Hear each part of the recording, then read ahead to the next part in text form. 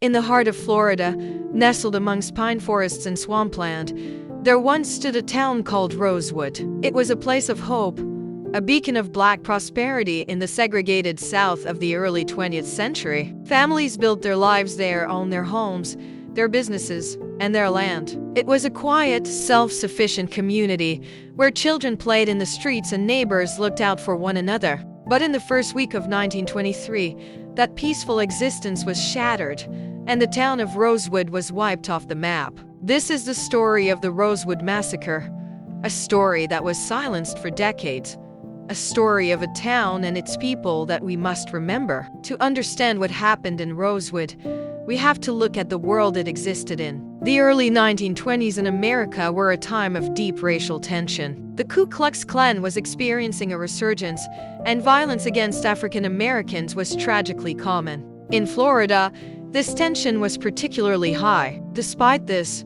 Rosewood thrived. It was a predominantly black community located in Levy County. The town had its own school, its own churches, a Masonic lodge, and a baseball team called the Rosewood Stars. Families like the Carriers, the Goinses, and the Evanses were pillars of the community. They owned lumber mills, farms, and stores. Rosewood was a testament to the resilience and ambition of its residents. It was a place built on hard work and community spirit, a stark contrast to the sharecropping systems that trapped so many other black families in poverty. The spark that ignited the flame of destruction came on New Year's Day, 1923, in the nearby white town of Sumner. A white woman named Fannie Taylor claimed she had been assaulted by a black man. The details of her story changed over time, and many historians now believe the incident never happened. It's thought she may have been having an affair with a white lover who beat her, and she created the story of an attacker to cover it up. But in the charged atmosphere of 1920s Florida,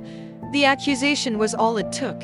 A posse was formed, led by the local sheriff, and the hunt for a scapegoat began. Their search led them to Rosewood. The mob, fueled by rumor and racial hatred, descended on the small town. Their first victim was Sam Carter, a blacksmith. They tortured him, demanding information about the alleged attacker, and then they murdered him. The violence didn't stop there. The mob was looking for an escaped convict named Jesse Hunter, who they baselessly accused of the assault. They believed the residents of Rosewood were hiding him. Over the next few days, the situation escalated into a full-blown massacre. White mobs, some numbering in the hundreds, flooded into Levy County from all over the state. They went from house to house in Rosewood, terrorizing and murdering its residents. The home of Sarah Carrier became a fortress. She, her family, and some neighbors armed themselves and prepared to defend their lives. When two members of the mob tried to break into her home, they were shot and killed. This act of self-defense enraged the mob even further. They laid siege to the house, riddling it with bullets before setting it on fire. Sarah Carrier and several others inside were killed. The terror continued for nearly a week. The white mobs burned Rosewood to the ground. They torched the churches, the school, the businesses, and every single home. The residents who weren't killed were forced to flee for their lives. They hid in the nearby swamps and forests for days, cold and terrified, with nothing but the clothes on their backs. Some were helped by sympathetic white neighbors. John Wright, a white general store owner in Rosewood, and his wife Mary Jo risked their own safety to hide several residents in their home. A train conductor, John Bryce, also showed incredible bravery by helping evacuate some of the women and children, sneaking them onto his train and taking them to safety in Gainesville. When the smoke cleared, the town of Rosewood was gone. Every building had been reduced to ash. The official death toll was reported as 86 black residents and 2 white attackers. But survivors and their descendants say the true number was much higher, possibly in the dozens, with many bodies never recovered from the burned-out homes or the swamps. The survivors scattered, many changing their names and never speaking of what happened, fearing for their lives. The land they owned was taken from them. The state of Florida, the county, and the legal system did nothing. No one was ever arrested or prosecuted for the murders, the arson, or the destruction of an entire community. For decades, the Rosewood Massacre was erased from history. It was a secret kept by the perpetrators and a trauma buried by the survivors. The silence was finally broken in the early 1980s.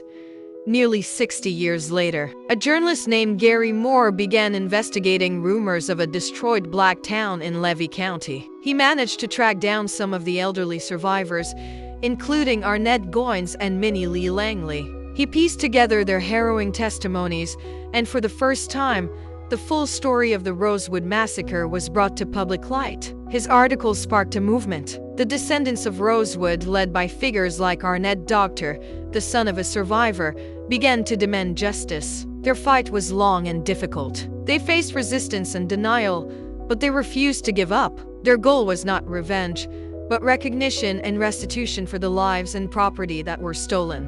In 1994, after years of legal battles and powerful testimony from the last living survivors before the state legislature, a historic victory was achieved. The Florida government passed a Rosewood compensation bill. It was the first time in American history that a state had compensated African American victims for racial violence. The bill provided financial compensation to the 9 living survivors and established a scholarship fund for the descendants. While the compensation was a landmark achievement, it could never truly repay what was lost. A thriving town was annihilated. Families were torn apart. An entire community's legacy was almost erased. The story of Rosewood is a painful but essential part of American history. It is a stark reminder of the horrific reality of racial violence and the systemic failures that allowed it to happen. But it is also a story of incredible strength and perseverance. The residents of Rosewood built a prosperous community against all odds. They fought back against their attackers with courage,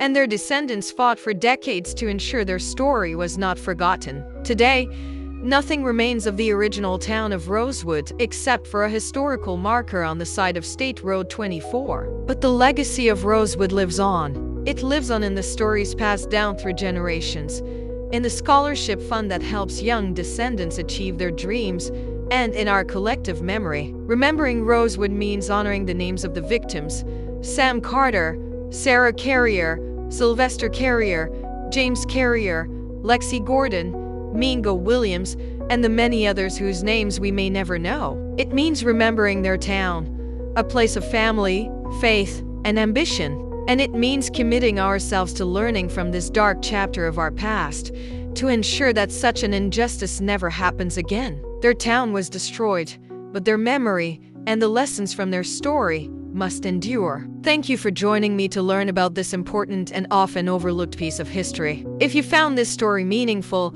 please like this video and subscribe to the channel for more stories that deserve to be told. Let's keep the memory of Rosewood alive.